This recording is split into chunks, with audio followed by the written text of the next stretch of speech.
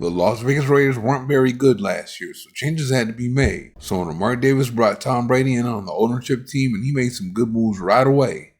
He hired head coach Pete Carroll and GM John Spytek so they can give Raider Nation the best offseason they've had in years. The Raiders have some talent on the team now.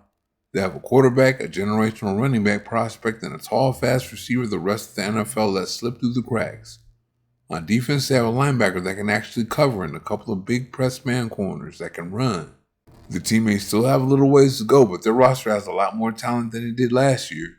So here are some players that might have a reduced role in 2025. We start with the defense and edge rusher Tyrie Wilson. Of course, Wilson is the Raiders' 2023 number 7 overall pick who has yet to play up to his draft status. Those of you that are fair know not to judge him on what he did as a rookie. He had surgery on his foot the offseason he was drafted and was woefully out of shape when football season came. Head coach at the time, Josh McDaniels, knew that and planned to sit him out and develop him in 2023, but Chandler Jones jacked all that up and went cuckoo for Cocoa Puffs. Therefore, Wilson was forced to play, and it was pretty bad. Then comes last year, and while it was a lot better, it didn't match his draft status. What was crazy about that whole thing is McDaniels didn't even give Malcolm Kuntz a chance before putting Wilson out there. It wasn't until McDaniels got fired and Antonio Pierce took over that Kuntz got a chance. Kuntz killed it too, and the only reason why Wilson started the 4 games he started last year is the torn ACL Kuntz suffered right before the start of the season. Kuntz appears to be back and ready to go this year, so Wilson could have a significantly reduced role this year. Corner Jakoran Bennett is another guy that could see his role with the team significantly reduced. He was a little lost as a rookie, but last year he resembled a shutdown corner. The Raiders weren't much of a press man team last year though, so we don't know if he fits the traditional press man Carroll likes to run. You could tell by the moves he made this offseason that Carroll loves his press man corners. He likes them big, he likes them with long arms, and he likes them athletic. That's why he signed Eric Stokes in free agency and Darian Porter in the draft. At 6'1", 195 pounds, and 32 3/4 inch long arms running a 4.2 40, Stokes fits the profile. He had a great rookie year in 2021, but he has since struggled with injuries. He came to Las Vegas to see if he could stay healthy. Porter also fits the profile at just under 6'3", 195 pounds with 33 1/8 inch long arms and running a 4.3 40. Both of those guys appear to be starters now because they ran with the ones throughout the offseason program. Bennett has the speed and athleticism, but size-wise, he comes up a little short.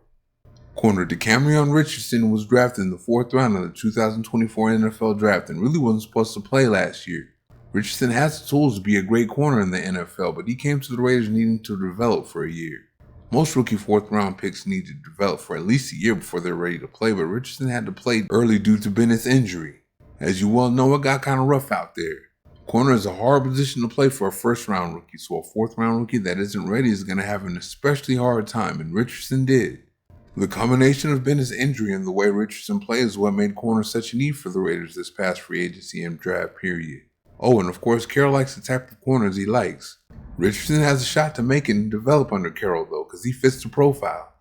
He's 6'2", 195 pounds with 32 3/8 inch long arms, running a 4.3 40. He's just not ready to play now unless he made some kind of quantum leap from last year.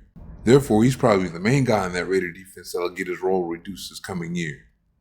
Now we go to the other side of the ball and guard Dylan Parm. I think he was drafted as more of a center because he's small, but the Raiders insisted on staying with Andre James. Well, it's too late to correct that now because Jackson Powers Johnson is in that spot, and deservedly so.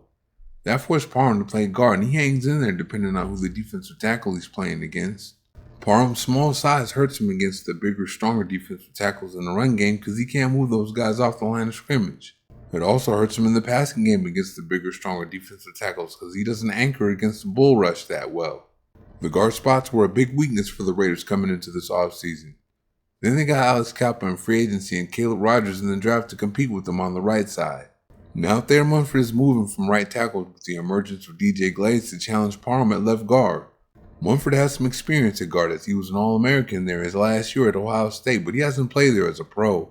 However, he is a bigger, stronger man, so he's better equipped for the position, so we'll see. Remember the disrespect former head coach Josh McDaniels showed Josh Jacobs in 2022? The Raiders didn't pick up the 5th-year option on his contract, and McDaniels made him play in the Hall of Fame game, the first preseason game of the season. Brandon Bolden, the most unaccomplished 10-year running back in NFL history, didn't even play in that game. Was he running with the ones in practice or something? Was the plan to get Zamir White, whom they drafted in the 4th round that year, in there somewhere? Well, whatever the plan was, it didn't work out because Jacobs led the league in rushing that year. Then the next year he got hurt toward the end of the season and White took over and handled his business down the home stretch of the season. He rushed for 397 yards the last 4 games of the season and made many believers. I wanted Jacobs back, but I'll admit I thought having a guy like White would soften the blow of losing Jacobs. Then last year came and White didn't look too good, so the Raiders drafted Ashton Jeanty with their number 6 overall pick. They signed Raheem Mostert in free agency too, so White's guaranteed to have his role significantly reduced. Okay, we all know Jacobi Meyers is going to start for the Raiders this year, but that's not all there is in a role. Last year he was a number 2 receiver behind Brock Bowers, and that role is coming into question now. Bowers will continue to do the same kind of work he's been doing over the middle and in the intermediate part of the field, but now Smith and the Raiders want to go deep more. That's why they have speedsters Dante Thornton and Trey Tucker on each side. At least that's how they've been lining up this offseason. It looks like Meyers is going to be in the slot this year. The Raiders want that speed outside, so opposing defenses have to choose between having 8 men in the box to stout Jeanty in the run game or 2 men back to defend against the vertical game. Meyers is a good player, but he hasn't proven he's the kind of guy that can carry an offense or a passing attack and have it be a good offense. Plus, the Raiders are looking for more explosive plays in the passing game, as Smith is known for his deep ball, while Meyers isn't a fast guy. So between all the running plays and the shots down the field and Bowers getting his, how much is really left for Meyers? Is a role reduction coming? There's a lot more talent on this team now, so there are some guys that were starters or had big roles on this team that have to move over. Will Wilson make that quantum leap and take over one of the edge spots, or will a healthy Kuntz do it? How will Bennett figure into Carroll's plans with the corners he brought in this offseason? I think we all know what's coming for Richardson. On offense, is it going to be Munford or Parm at left guard? It looks like White will be lucky to make the team. And Meyers, well, he'll be on the field, but there's only one ball. And how many times will it go his way? The Raiders are trying to run the ball with Jeanty and go deep to Thornton. We'll see. Thank you for watching. See you next time.